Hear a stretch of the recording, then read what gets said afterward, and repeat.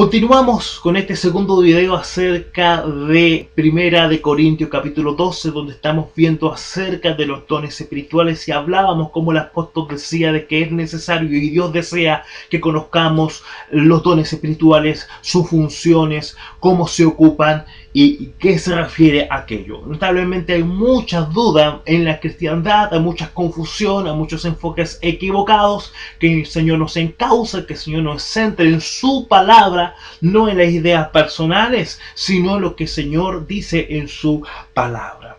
Vamos ya en el versículo 10 que dice así. Quedó pendiente en el video anterior acerca de las sanidades, porque habíamos leído, dice, a otros fe, hablamos un poco de lo que es fe, la necesidad de estos creyentes, hermanos y hermanas, que puedan estimular a la fe, que puedan tener esa convicción de que las cosas se pueden hacer. Y el mismo pasaje habla de los dones de sanidad. Muchos dicen que esos dones eran solamente para los apóstoles o para el tiempo del comienzo de la iglesia, y cuando se terminó de entregar la revelación para la palabra escrita, el logos, esos dones cesaron. Ese es el pensamiento. Vemos que no solamente fue para los apóstoles, porque vemos a Felipe, que es usado por Dios en la sanidad en Samaria. Vemos que no solamente fue para los apóstoles, también fue Dios usó a creyentes como Felipe, un evangelista, ¿no es cierto?, que fue usado por Dios para llevar sanidad.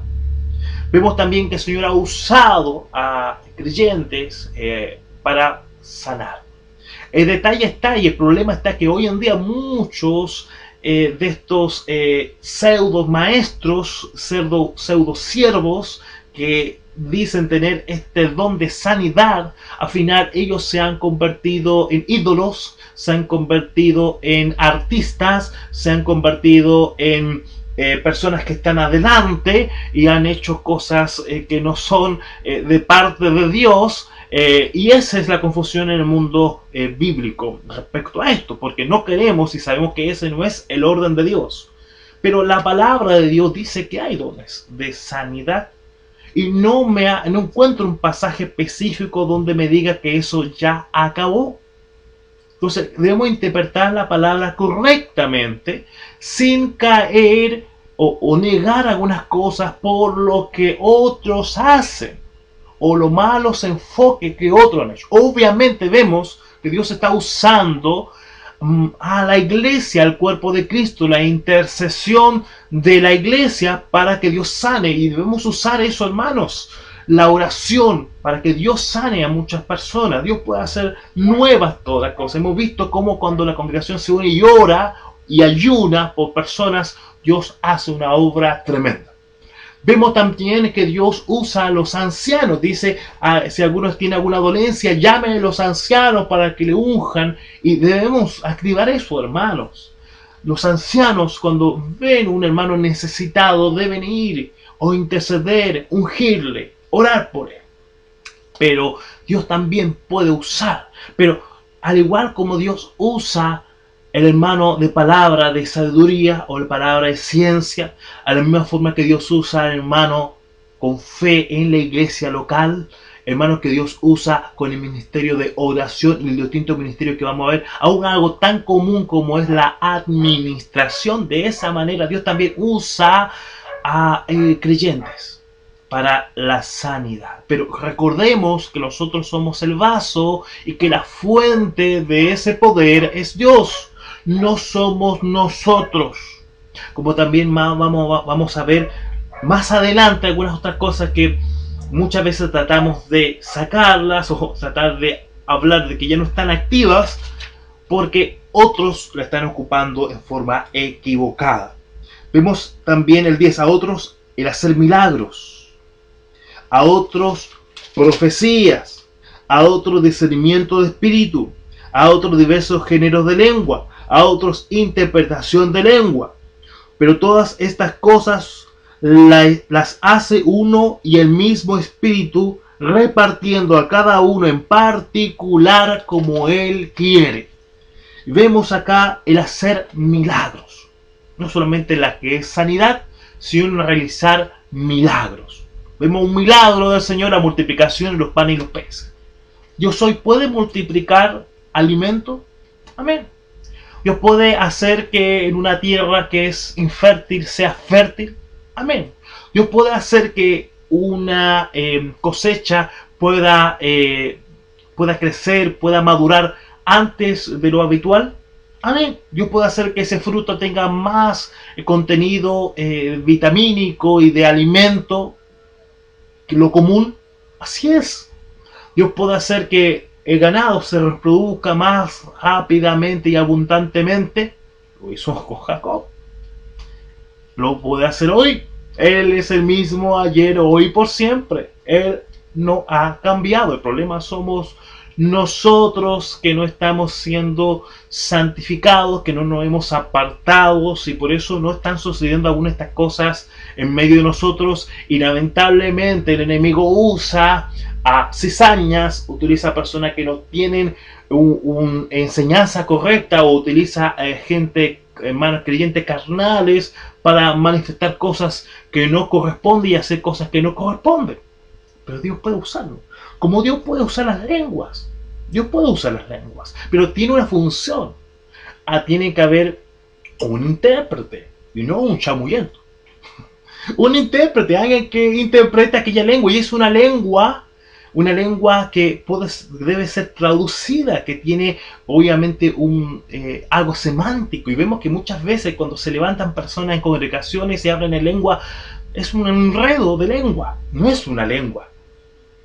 Y debe haber un intérprete. Pero principalmente Dios quiere usar esto hoy en día. Lo usó en el tiempo de los apóstoles para que personas que tenían otro idioma, otra lengua, pudieran escuchar el evangelio, pudieran escuchar la maravilla de Dios en su idioma. Y ese es el deseo de Dios. Dios puede, si yo voy a un lugar y no sé alemán, y hay un alemán ahí, Dios puede darme en ese momento, y estoy hablando en español, pero Él me está escuchando en alemán, y va escuchando y va entendiendo el mensaje de salvación. Pero eso no quiere decir que tú vas a dejar de estudiar idiomas.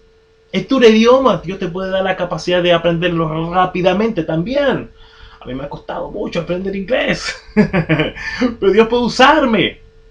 No limitemos a Dios. Dios puede hacer, pero Dios lo hace en forma ordenada. Dios lo hace conforme a su modelo, no a nuestro modelo, no al modelo de las religiones paganas, no al modelo de estos fetiches o estas religiones donde hay cosas desordenadas. No, Dios cuando lo hace y eso trae paz, y eso trae tranquilidad, y eso trae orden.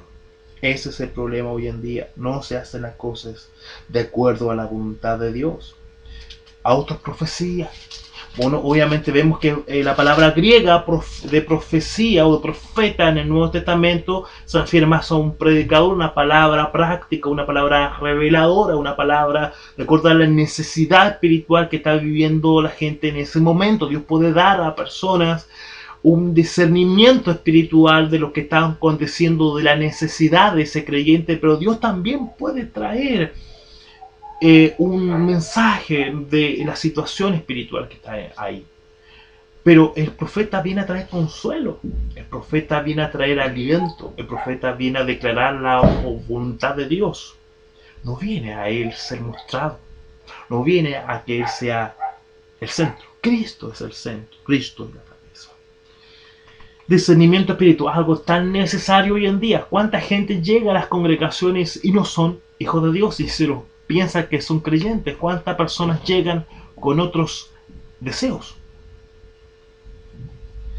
El 11 dice, pero todas estas cosas las hace uno y el mismo Espíritu, repartiendo a cada uno en particular como Él quiere. Porque así como el cuerpo es uno y tiene muchos miembros, pero todos los miembros del cuerpo, siendo muchos, son un solo cuerpo, así también Cristo. Porque por un solo Espíritu fuimos todos bautizados en un cuerpo, sea judío o griego, sea esclavo o libre, y a todos se nos dio a beber de un mismo Espíritu. Entonces vamos viendo estos pasajes. Él reparte como Él quiere, de acuerdo a su plan, de acuerdo a su propósito. Todos estamos trabajando para todos. Somos una unidad, somos un organismo. El bautismo que hemos recibido es el mismo bautismo, todos hemos recibido de la misma medida del Espíritu Santo, no hay algo posterior, sino lo que Dios ya ha colocado en nuestro ser se manifiesta de acuerdo a la madurez, de acuerdo al crecimiento, de acuerdo a cómo nosotros permitamos que Él gobierne en nuestro ser. Y leemos del 14 al 19, además el cuerpo no es un solo miembro, sino muchos. Si dijera el pie, porque no soy mano, no soy del cuerpo, por eso no será del cuerpo. Y si dijera la oreja, porque no soy ojo, no soy del cuerpo, por eso no será del cuerpo. Si todo el cuerpo fuese ojo, ¿dónde estaría el oído? Si todo fuese oído, ¿dónde estaría el olfato? Mas ahora Dios ha colocado los miembros, cada uno de ellos, en el cuerpo, como Él quiso. Porque si todos fuesen un solo miembro, ¿dónde estaría el cuerpo? Entonces no hagamos del cuerpo de Cristo un monstruo. No manifestemos demasiado un ministerio, una función, una operación. Todos los creyentes deben trabajar en conjunto y todos deben tener lugar en la casa de Dios. Todos estamos llamados a servir. El 21 al 25 dice, perdón, el 20. Pero ahora son muchos los miembros, pero el cuerpo es uno solo. Ni el ojo puede decir a la mano, no te necesito, ni tampoco la cabeza a los pies, no tengo necesidad de vosotros. Antes bien, los miembros del cuerpo que parecen más débiles son los más necesarios, y aquellos del cuerpo que parecen menos dignos, a estos vestimos más dignamente. Lo que en nosotros son menos decorosos se tratan con más decoro. Porque lo que nosotros son más decorosos no tienen necesidad, pero Dios ordenó el cuerpo dando más abundante honor a que les falta. Todos somos un equipo. Debemos gozarnos conjuntamente de los logros de otros. Todos recibimos honor cuando otro es honrado. En un trabajo, en un equipo de fútbol, alguno mete el gol, pero todos participaron, todos entrenaron, todos trabajaron, todos participaron en aquella jugada. El 27 dice así, de manera que si un miembro padece, todos los miembros se duelen con él, y si un miembro recibe honra, todos los miembros con él se gozan. Vosotros pues sois el cuerpo de Cristo, y miembro cada uno en particular. Y a uno puso Dios en la iglesia primeramente apóstoles, luego profetas, los terceros maestros, luego los que hacen milagros, después los que sanan, los que ayudan, los que administran, los que tienen don de lengua. ¿Son todos apóstoles? ¿Son todos profetas? ¿Todos maestros? ¿Hacen todos milagros? ¿Tienen todos dones de sanidad? ¿Hablan todos lenguas? ¿Interpretan todos? Procurad pues los dones mejores, mas yo os muestro un camino más excelente. No habla acá de jerarquía, en la iglesia no hay jerarquías. El Señor ha puesto a Él es la cabeza, y cada uno de los miembros somos parte del cuerpo de Cristo. Todos cumplimos una función. Algunos obviamente son el corazón, no son el riñón, no son la parte de la columna vertebral. Otros son partes de miembros que no son tan notorios, que no son tan evidentes. Pero a eso Dios lo ha dado más honra para que no haya desavenencia, para que no haya peleas en el cuerpo. Pero vemos que Dios, primero dice ahí, están en la acción de la iglesia, en la parte práctica, los apóstoles. Primeramente va el misionero. Va aquel a sentar la base, va aquel que va abriendo camino, aquel que va despejando todo lo que son los impedimentos para que otros puedan caminar más adelante. Hermano, se ha pasado el tiempo, dejamos hasta aquí, seguimos en un tercer video.